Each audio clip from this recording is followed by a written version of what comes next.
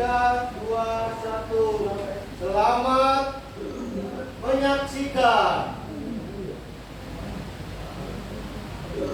Rupanya kamu sendiri yang menghadiriku. Hahaha, kemarilah. Aku sudah tidak tahan lagi untuk menyantapmu. Mas. Hahaha. Foto hijau, ayo kejar aku, ayo kejar. Haha, akan kutangkap kau. Sini kejar, kalau kamu bisa.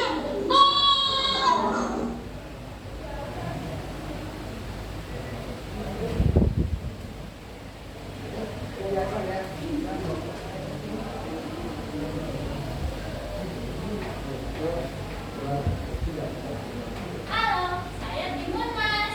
Saya Azam, sebagai buka hijau. Kalian penasaran gak sih kelanjutan dari cerita Timun Mas? Kalau penasaran, kita perkenalan dulu yuk sama pemeran tokohnya. Ayo.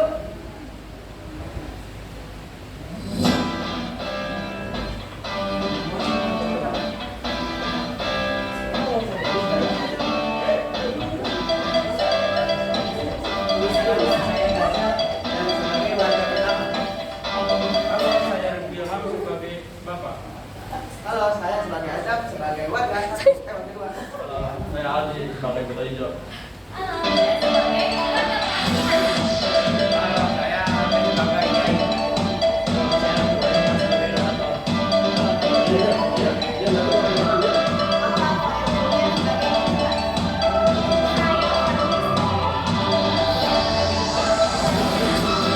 Low battery, please charge.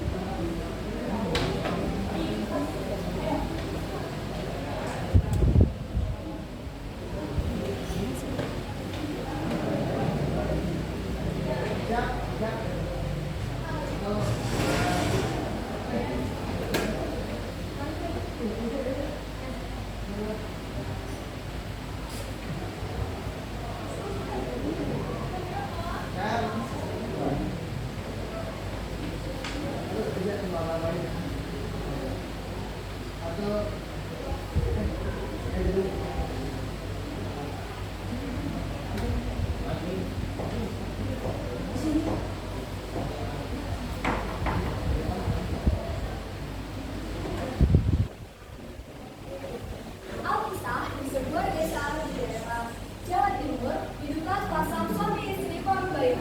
Dari dulu mereka ingin saya memiliki seorang anak, namun sayangnya mereka belum juga diberi hukuman. Maka dari itu mereka berharap agar ada sebuah keajaiban yang datang padanya. Untuk memenuhi harapan itu, siang malam mereka berdoa pada Tuhan yang Maha Kuasa agar diberikan seorang anak.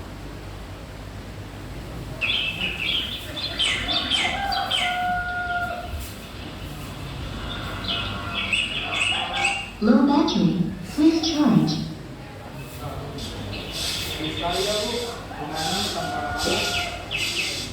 Kita berdoa saja ya Pak.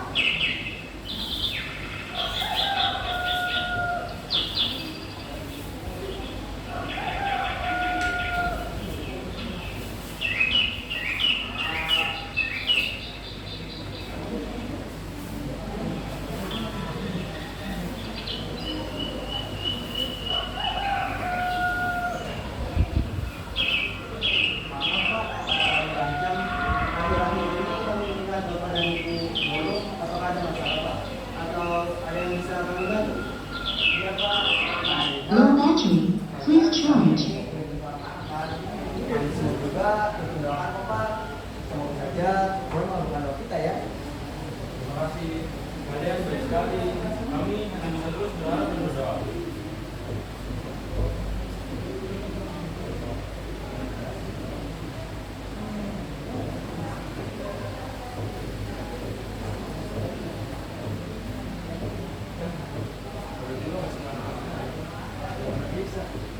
Ya tuh, ceritanya cuma bisa banget.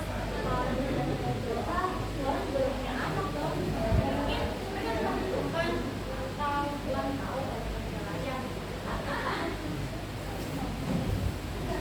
Pada suatu malam, harapan itu datang melalui mimpinya.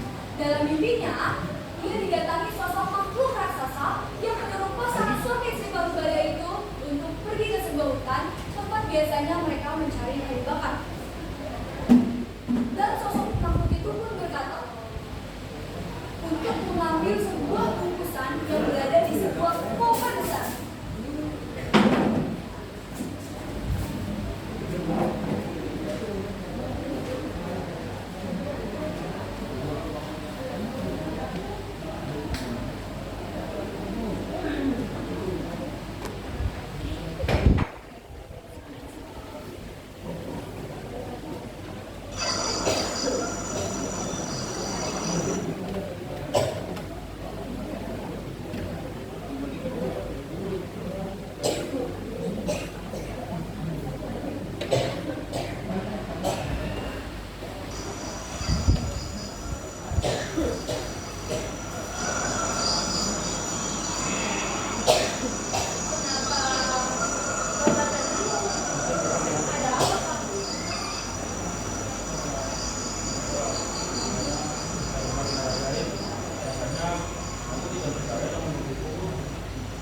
Maksud Bapak ini apa sih?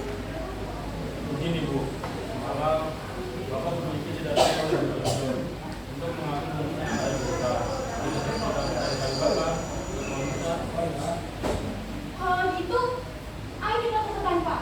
Siapa tahu itu petunjuk dari Tuhan. Nah, aku tidak boleh ragu. Aku harus mencari tahu makna itu. Semoga saja bisa membawa kebaikan. Ayo Bu, kita buatkan. Dengan penuh harapan, sepasang suami istri parubaya itu pun bergegas menuju ke hutan, tempat yang dituju oleh sosok raksasa itu. Setibanya di hutan,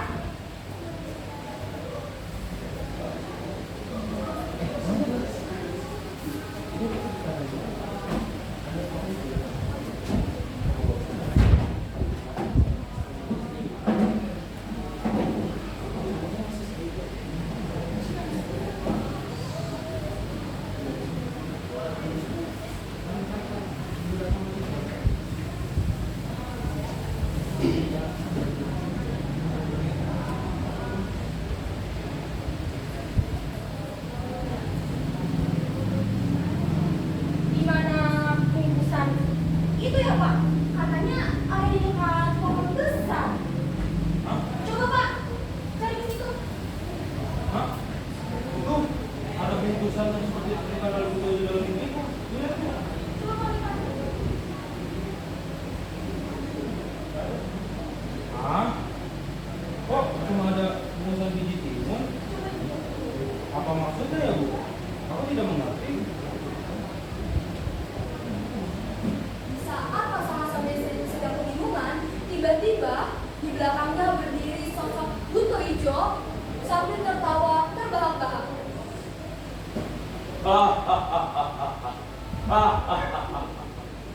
Hah?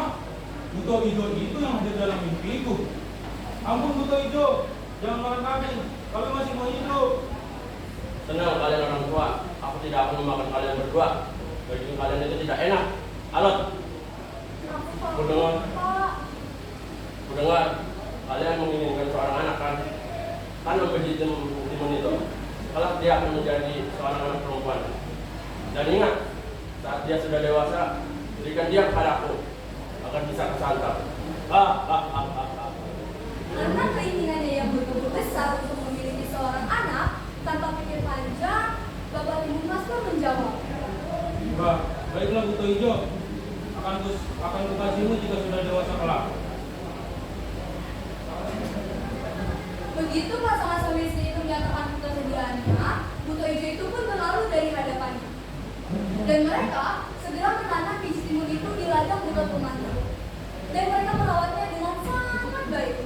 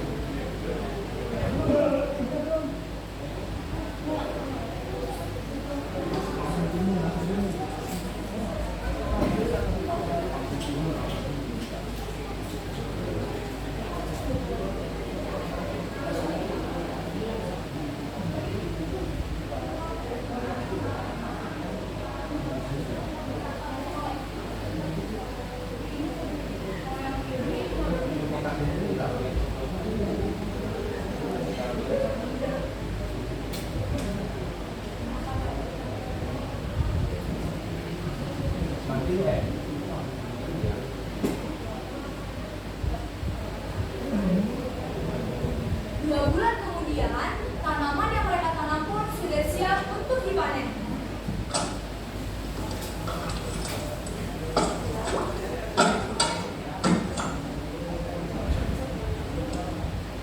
Syukurlah, tanaman kita sudah berbuah, Pak. Tapi kok, kenapa buahnya hanya satu? Dan besar sekali. Timun ini juga tidak seperti timun-timun pada umumnya. Warnanya pun kuning keemasan. Iya ya Bu. Sepertinya sudah masak tuh. Coba kita petik, kita bawa pulang.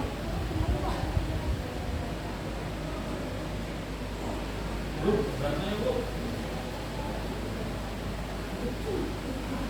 Sesampainya di rumah, mereka membukanya dengan sangat hati-hati. Dan mereka kaget dengan apa yang dilihatnya.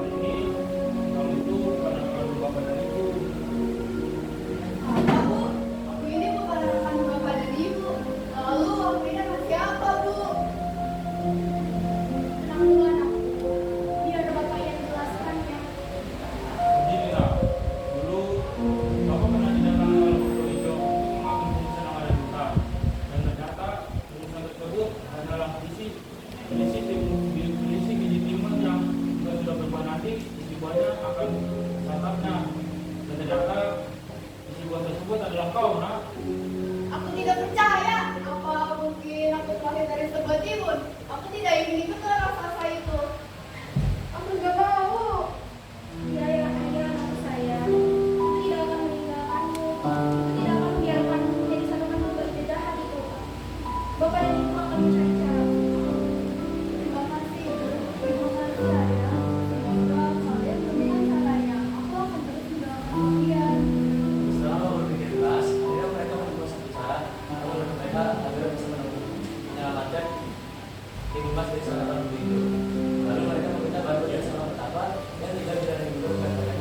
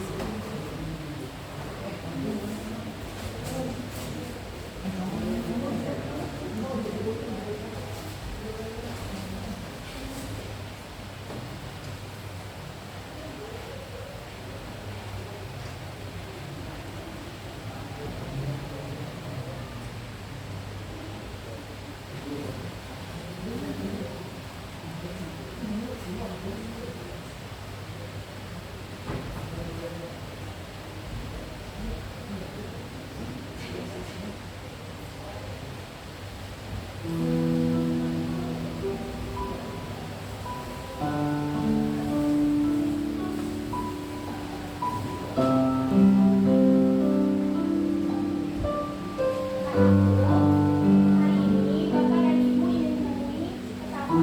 Dia adalah teman bapakmu. Barangkali dia bisa menghentikan niat jahat itu. Benar, nak. Kami berdua akan pergi. Iya, Ibu benar. Aku tidak ingin menjadi seorang yang itu. Aku Bapak di sini rumah saja. Katakanlah Bapak dan Ibu tim emas yang dulu dan menemui petapa yang pertama dan menyampaikan maksud dan arah pada petapa itu.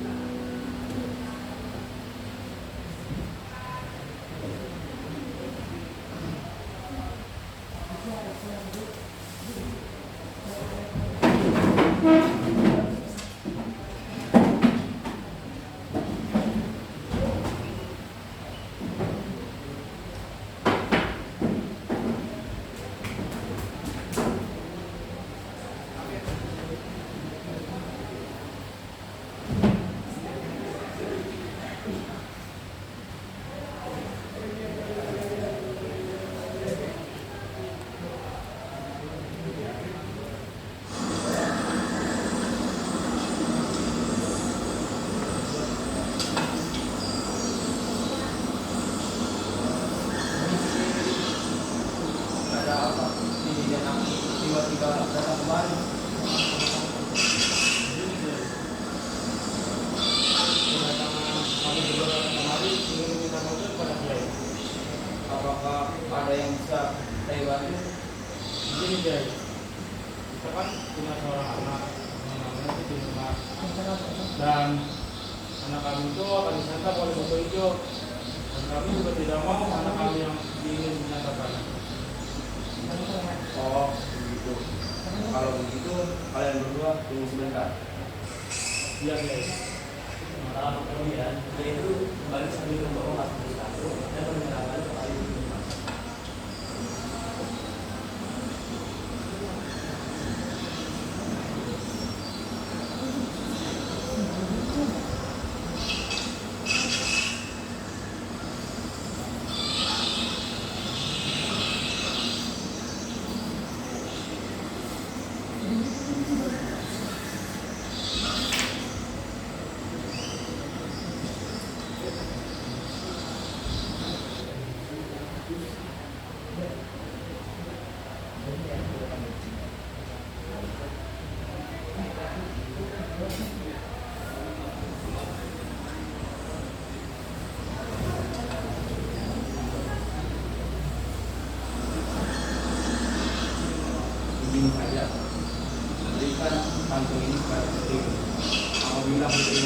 oleh BPD itu suruhlah sebarkan kantong ini. Kantong ini berisi biji timun, lumpur, garam, dan juga garam. Apa kalian berdua telah mengerti? Iya, iya, iya. Terima kasih banyak atas bantuannya. Iya. Kalau begitu kami pulang dulu ya, Teh. Pada keesokan harinya, di waktunya sangat pagi sekali, datanglah mereka berkumpul ke rumah dan menyerahkannya kepada petugas. Lalu beberapa saat kemudian, terdengarlah suara bunyi itu dari luar rumahnya, dan Dimas pun melihat apa yang terjadi.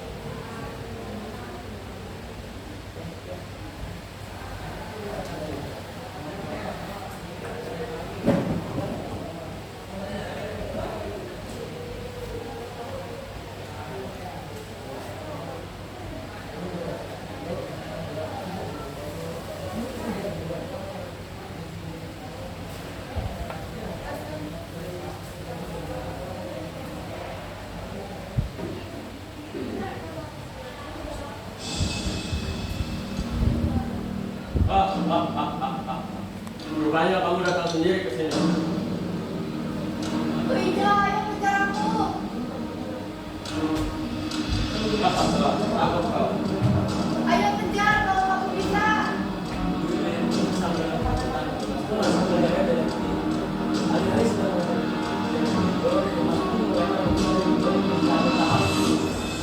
Rasakan ini. Semua hal yang kau lakukan kepadaku tidak akan mempan.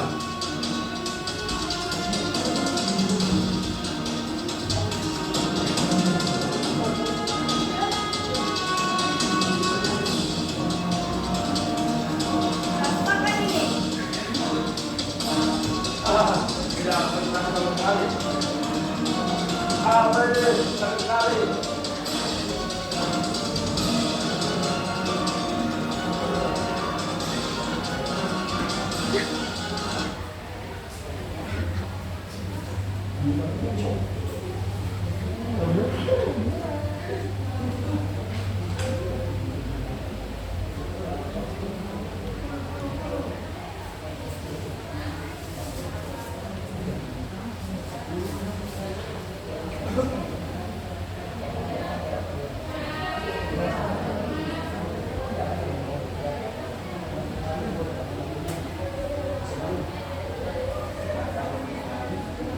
Setelah melempar busa di depan, yang tertuju tidak bisa yang mereka sudah musik dan membuatnya dari kelas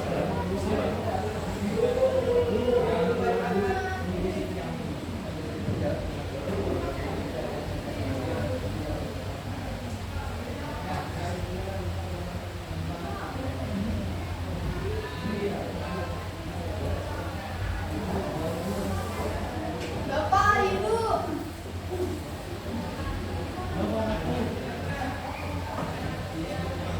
Syukurlah nak, kau selamat. Ibu